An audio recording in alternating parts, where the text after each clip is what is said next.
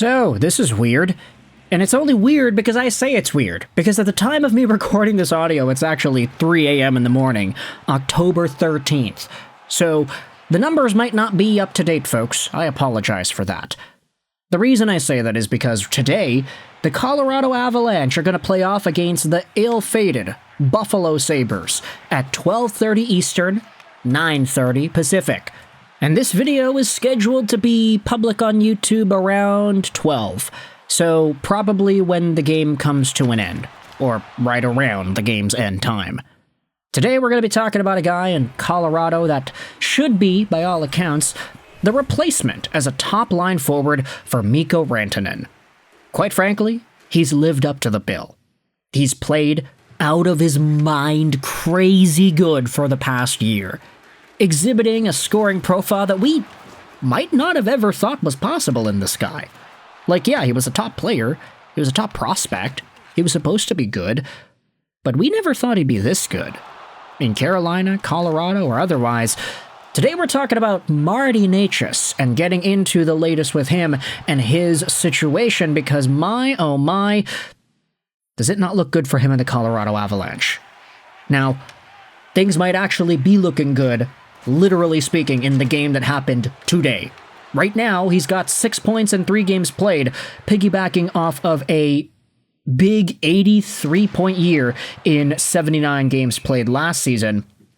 But, as I had said, Colorado is literally playing right before this video is going to be public on YouTube, so Necas might not even have 6 points in 3 games. He could realistically get a 3 or a 4-point game against Buffalo. They're that bad, and he's this good. He's been involved in most of Colorado's offense this season so far, and it's hard to deny when the team has only scored 10 goals in total and Necas has points on 6 of them. Nevertheless, he came over to Colorado in the Mikko Rantanen trade, and we've mentioned this a few times, but his contract story, it's kind of a big deal. He's 26 years old right now on an expiring contract at $6.5 million a year. He only signed a 2-year deal with Carolina last offseason because Carolina wanted to trade this guy away for most of 2024. It really wasn't looking positive for Necas and his future with the Canes. But after not being able to find a suitor, the Hurricanes signed him to a short-term bridge deal. He popped off, absolutely destroyed worlds, and became one of the top scorers in the NHL at the start of 24-25, and then got traded to Colorado for Mikko Rantanen. That experiment didn't really work out all too well for Carolina. They traded him to Dallas. And now, Rantanen haunts the Colorado Avalanche like Freddy Krueger does in your nightmares. But Martin Necas with Colorado still has an expiring contract, and things aren't really looking all too positive in that respect. I wanted to go over and just look at some of the latest insider info from folks that are seemingly around Necas and speak his language. Let's start things out with an article posted on rg.org from 4 days ago. James Murphy went out there and said this. He posted about how the Leafs and the Rangers could pursue Martin Necas again, with other teams like the Anaheim Ducks, Philadelphia Flyers, and San Jose Sharks also being labeled as destinations. Now, if this sounds familiar, yeah, it should, because we did make a video about this a few days ago when this article initially came out. The Martin Necas conversation has gotten to a really interesting point where now we are discussing whether or not these teams could get in some sort of a bidding war for one of the top NHL scorers this season. Add to this the context of the rest of the NHL. Kyle Connor got $12 million, Kempe wants the same, Kaprizov got $17 million, Marner got $12, Rantanen got $12. 12 is like the new 9, pretty much. And Martin Necas is going from 6.5 to whatever it is he'll get next. He could ask for 12.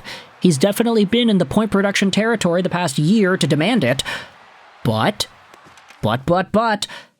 the Colorado Avalanche are not going to prioritize it, because they also have to give a contract to Cale Makar.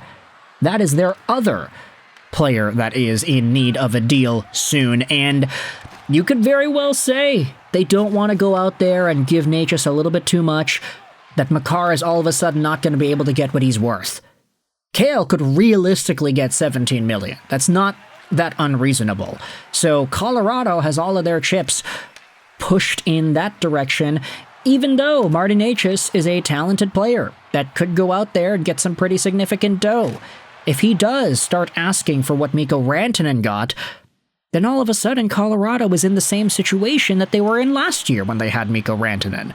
Say what you want about the bizarre way that situation turned out, when all the numbers started getting leaked into the media that Mikko was okay with this 11-point-something number, and that the Dallas Stars were able to give him 12, but the Avalanche weren't willing to go there. Wait a minute, no, they actually might have been. There was a miscommunication or two along the way, which is why he got traded in the first place. But now I wanted to take your attention to a post made on the Colorado Avalanche subreddit.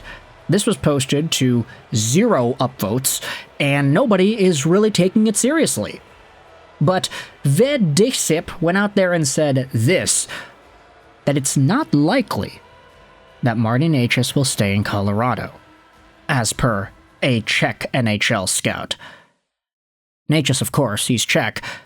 Take this with a grain of salt, the Reddit poster says, because no one really is involved directly in the negotiations, but on the other hand, I know this person is trustworthy and wouldn't spread baseless rumors. So, I had the opportunity to talk to a Czech NHL scout briefly, and based on some inside info, he said he doesn't think it's likely Necas will stay in Colorado for the next season. He even said Necas might leave during this season before the trade deadline. He stated some reasons. I don't want to go into detail, not to spread personal life rumors. However, it's gonna suck real bad if it happens. Necas is kind of known in the Czech Republic for being a bit difficult for contract negotiations, so I'm not surprised it's taking long. I still have hopes they'll make a deal, but I kinda doubt it now. A reply in the comment says, honestly, I don't think what you shared sounds like anything other than uninformed randos' opinions. Sounds like they don't even get how NHL contracts work. I appreciate you sharing regardless. The original poster then said, I shared this because he's a close friend of Necas' father. But like I mentioned, no one else is involved in the talks, so we'll see. The only thing I know is I was delusional until the very end, claiming there is no way the Avalanche would not sign Mikko Rantanen. So there's a bit of PTSD involved for me there too. If we end up losing Mikko, quote-unquote, for nothing, it's gonna be a tough pill to swallow. So, Reddit posters, anonymous people online, go out there and feed the cycle as to what it is that you think is reality, and you can choose whether or not to believe this kind of a post. You really think somebody would do that? Just go on the internet and just lie? Obviously, I'm not saying that this person is directly doing that, but I can understand why people would be skeptical. And I'm sure even the poster here would understand why as well. So, believe it or not believe it, that's the ultimate question here, right?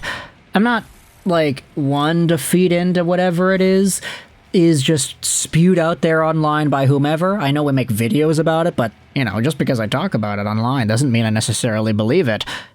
Either way, you can choose whether or not this Martin Necas news makes sense.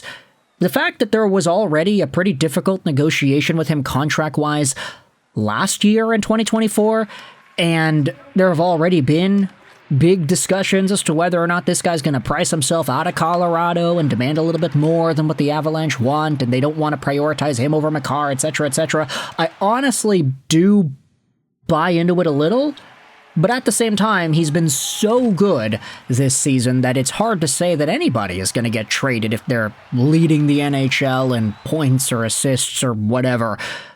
It's really hard to put that kind of energy into the universe for your favorite hockey team. So with that in mind, you can let me know your thoughts about this video with a like or a dislike. They both help out, so I'd appreciate it if you clicked either one of those buttons. Comments help out as well, so I'd appreciate it if you got involved there. Let me know in the comments all your opinions about this Martin Necas trade update, how the guy is apparently closer to not coming back than actually staying in Colorado. Not likely is the phrasing that was used here. Let me know your thoughts in the comment section below. Do you believe it or not? Hope you enjoyed this video. And bye.